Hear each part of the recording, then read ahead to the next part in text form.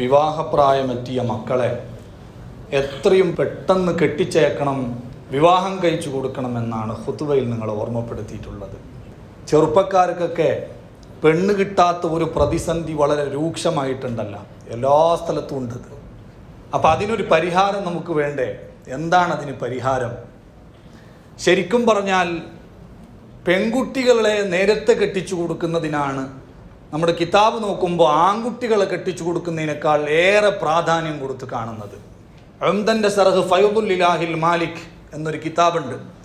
അതിൽ പറഞ്ഞു, ആൺകുട്ടികൾക്കും പെൺകുട്ടികൾക്കൊക്കെ നിബന്ധനയൊത്താൽ വിവാഹം സുന്നത്താണ്, നിക്കാഹ് സുന്നത്ത. പക്ഷേ അന്നൻ നിക്കാഹ ഫി ഹഖ്ഹിന്ന ഔലാ മിനർ റിജാൽ, പുരുഷന്മാരുടെ വിവാഹത്തെക്കാളും പ്രധാനപ്പെട്ട സുന്നത്താണ് പെൺകുട്ടികളെ അപേക്ഷിച്ചുകൊണ്ട് നിക്കാഹ്, വിവാഹം എന്ന് പറയുന്നത്. എന്നിട്ടതിന് രണ്ട് കാരണമാണ് ആ കിതാബിൽ പറയുന്നത്. ഒന്ന്, നമുക്കൊക്കെ അറിയാവുന്നതുപോലെ ഒരു പെണ്ണിനെ എപ്പോഴും ഒരാണിൻ്റെ തുണ വേണം.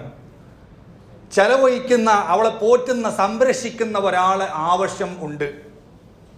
ഇപ്പം പിന്നെ പെൺകുട്ടികൾ തന്നെ പഠിച്ച് വിദ്യാഭ്യാസമൊക്കെ നേടി അവരെ വിദ്യാഭ്യാസത്തിനും അവർക്ക് ജോലി നേടിക്കൊടുക്കുന്നതിനൊക്കെ വലിയ പ്രോത്സാഹനവും ശ്രമവും നമ്മളെ ഭാഗത്ത് നിന്ന് ഉണ്ടായപ്പോൾ പെൺകുട്ടികൾക്കിപ്പോൾ പോറ്റുന്ന ഒരാൾ ആവശ്യമുണ്ട് എന്ന നിലക്ക് കല്യാണം കഴിക്കാൻ മൂട് വരൂല അല്ലേ?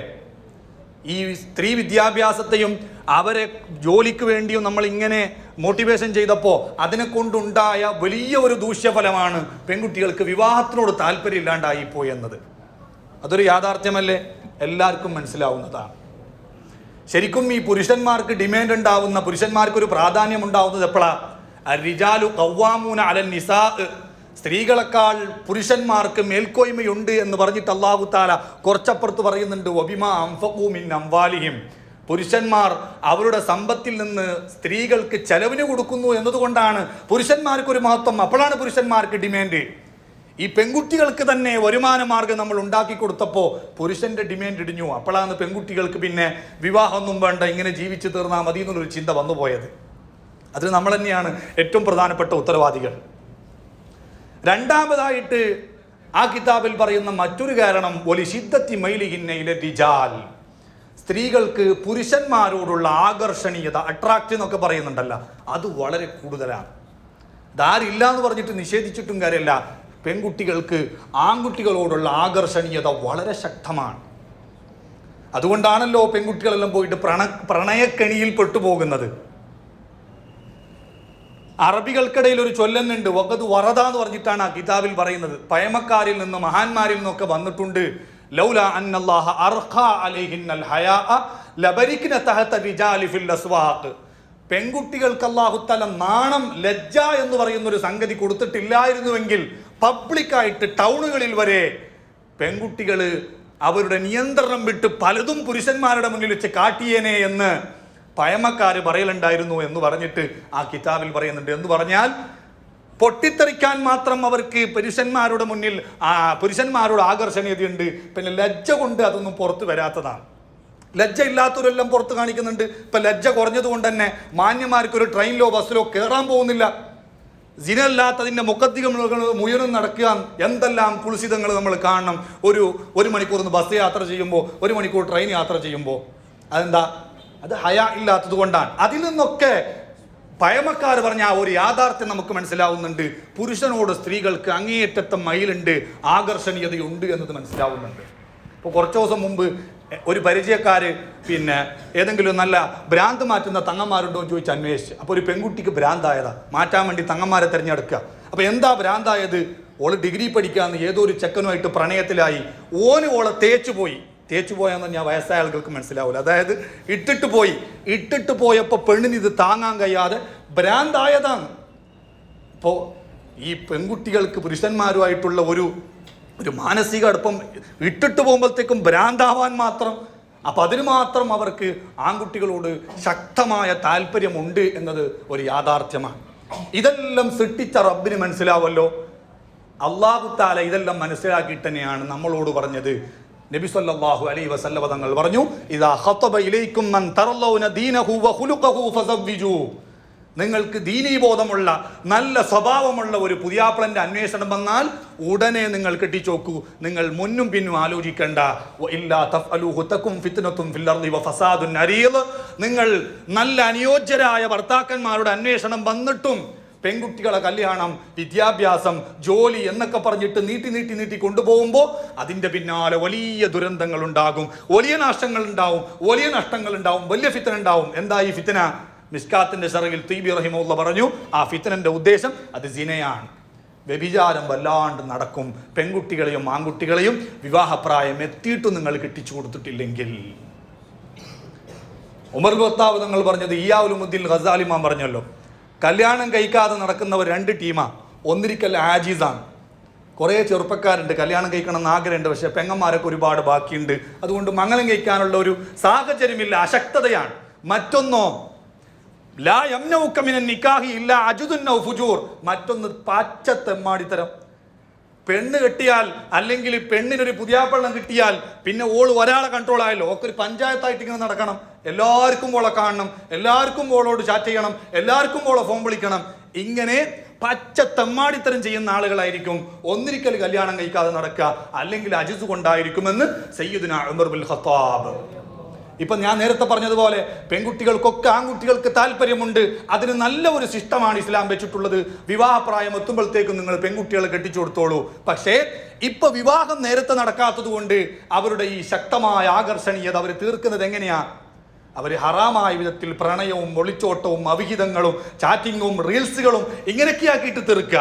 അതാണ് ഉമർ ഖത്താബ് തങ്ങൾ പറഞ്ഞത്, നിങ്ങൾ നേരെ ചൊവ്വേ കല്യാണം കഴിക്കുന്നില്ലെങ്കിൽ പിന്നെ നിങ്ങൾ തെമ്മാടികളായി മാറാനേ വകുപ്പുള്ളൂ എന്ന് സയ്യിദുനാ ഉമർ ബിൻ ഖത്താബ്.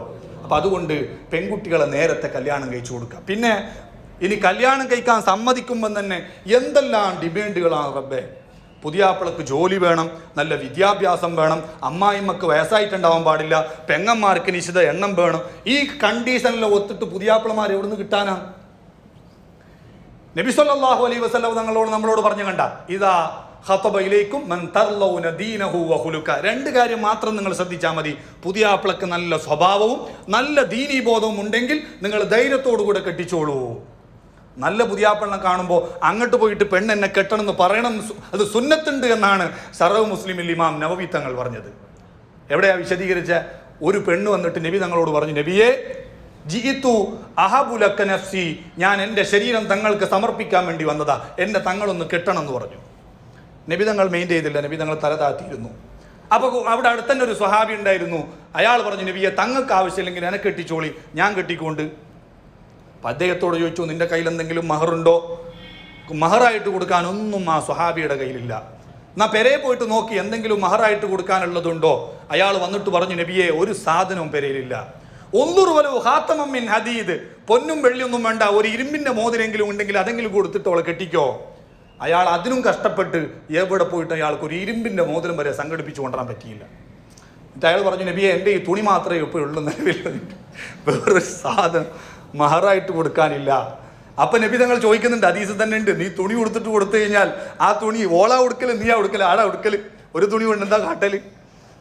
അങ്ങനെ അവസാനം നബി സല്ലല്ലാഹു അലൈഹി വസല്ലം തങ്ങൾ അയാൾ തിരിച്ചു പോവാൻ, ഇനി മംഗലം നടക്കൂല എന്നുള്ള പ്രതീക്ഷയിൽ തിരിച്ചു പോവാ. അപ്പൊ തിരിച്ചു വിളിച്ചിട്ട് ചോദിച്ചു, മാദാ മഅക മിനൽ ഖുർആൻ, ഖുർആനിൽ നിന്ന് നീ എന്തൊക്കെ സൂറത്തുകൾ എന്തൊക്കെ ആയത്തുകൾ ഹിഫ്ളാക്കിയിട്ടുണ്ട്, മനഃപ്പാടമാക്കിയിട്ടുണ്ട്?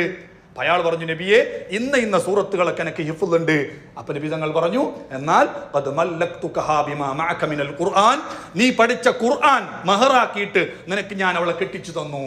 ഖുർആൻ പഠിപ്പിച്ചു കൊടുക്കുന്നത് മഹറാക്കിയിട്ട് മംഗലം കഴിച്ചു കൊടുക്കാൻ പറ്റുമെന്ന ചെറുപ്പക്കാരൊക്കെ പഠിച്ചു വെച്ചോളി. ഇപ്പോൾ പൊന്നിന് വില കൂടിയ കാല, കുറച്ച് സൂറത്തുകൾ പഠിച്ചു വെച്ചിട്ട് അത് പെൺകുട്ടികൾക്ക് ശരിക്കും പഠിപ്പിച്ചു കൊടുത്താൽ അത് തന്നെ മഹറായിട്ട് നിങ്ങൾക്ക് ധാരാളം. അപ്പൊ ഞാൻ പറഞ്ഞത്, ഈ ഹദീസ് വിശദീകരിച്ചുകൊണ്ട് ഇമാം നവവി റഹിമഹുല്ലാഹ് പറയാ, ഫീഹി ഇസ്തിഹ്ബാബു അർളുൽ മർഅതി നഫ്സഹാ അല റജുലി സ്വാലിഹ്. എങ്ങനെയാണ് ഒരു പെണ്ണ് വന്നിട്ട് നബി തങ്ങളോട് എന്നെ കെട്ടിക്കോളി എന്ന് പറഞ്ഞത് ഒരു നാണക്കേണ്ട പരിപാടിയല്ലേ എന്നല്ല പണ്ഡിതന്മാരിൽ മനസ്സിലാക്കിയെടുത്തത്.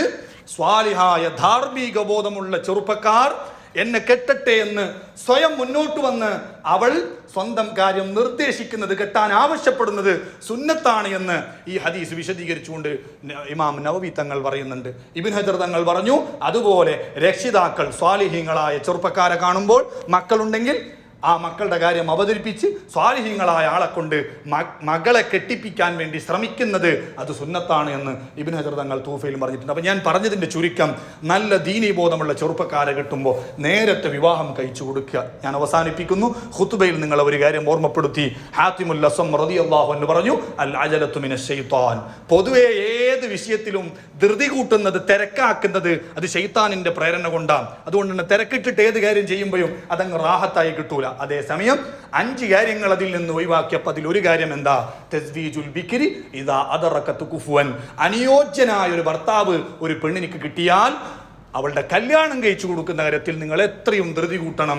കാരണം കല്യാണം കഴിക്കാതിരിക്കുമ്പോഴാണ് അവിടെ ശൈത്താന്റെ താല്പര്യം. കാരണം ഇവളുടെ കല്യാണം പിന്തുന്നോരും ഹറാം ഇങ്ങനെ കൂടുതൽ ചെയ്യിപ്പിക്കാമല്ലോ. അപ്പോൾ മറ്റുള്ള എല്ലാ കാര്യത്തിലും ധൃതി പാടില്ലെങ്കിലും അത് ശൈത്താനിന്റെ പ്രേരണ കൊണ്ടാണെങ്കിലും പെൺകുട്ടിയെ കെട്ടിച്ചു കൊടുക്കുന്ന കാര്യത്തിൽ വളരെ പെട്ടെന്ന് നമ്മൾ ധൃതി കൂട്ടി ചെയ്യണമെന്നാണ് ഹാത്തിമുൽ അസ്വം റളിയല്ലാഹു അൻഹു പറഞ്ഞത്.